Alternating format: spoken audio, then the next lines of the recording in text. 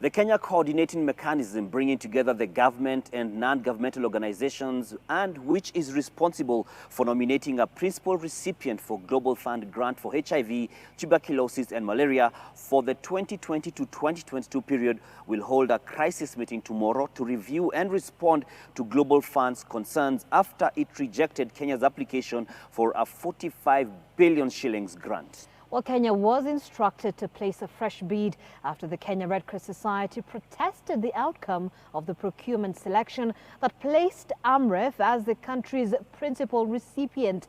NTV's Seth Olale has more. As the 23-member Kenya Coordinating Mechanism, led by Ministry of Health Principal Secretary, holds a virtual emergency meeting over the Global Fund beta prescription, Health Cabinet Secretary says the national government will hold a compromised position where both AMREF and Kenya Red Cross Society will benefit from the 45 billion shillings grant for HIV, tuberculosis and malaria.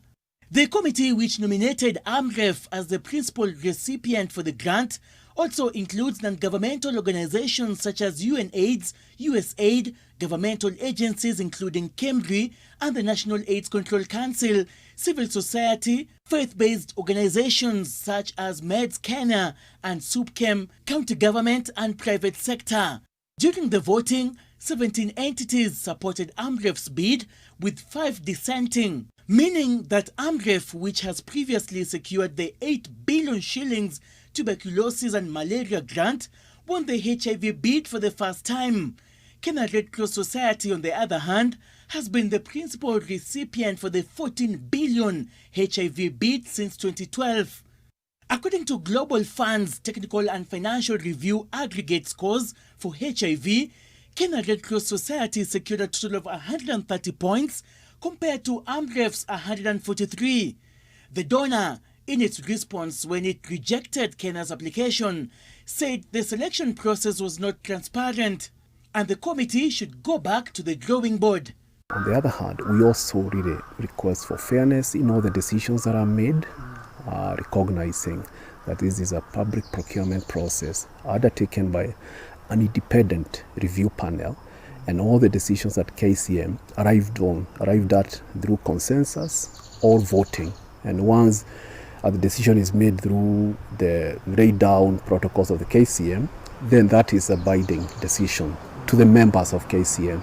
And there will be dissenting voices. The question is, will dissenting voices lead to a threat to the mandate and the independence of the KCM?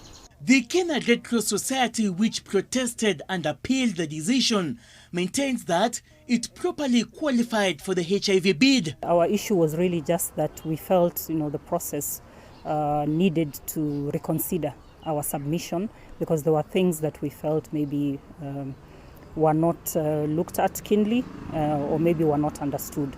So that was really just the genesis from our point. Health Cabinet Secretary Mutahi Kagwe now says the donor rejected Kenya's bid based on just a few dissenting voices. In fact, apart from Kenya, he says neighboring Uganda, Nigeria and Lesotho were also at crossroads with the Global Fund over their selection process. Nigeria, for instance, presented an organization called Family Health as the winner from the review process. But Global Fund instead installed FHI 360 as its principal recipient.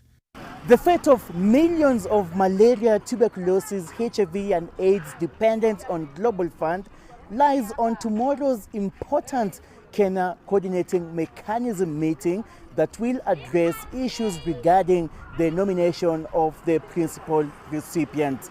Seth Olale, NTV, Kibra, Nairobi County.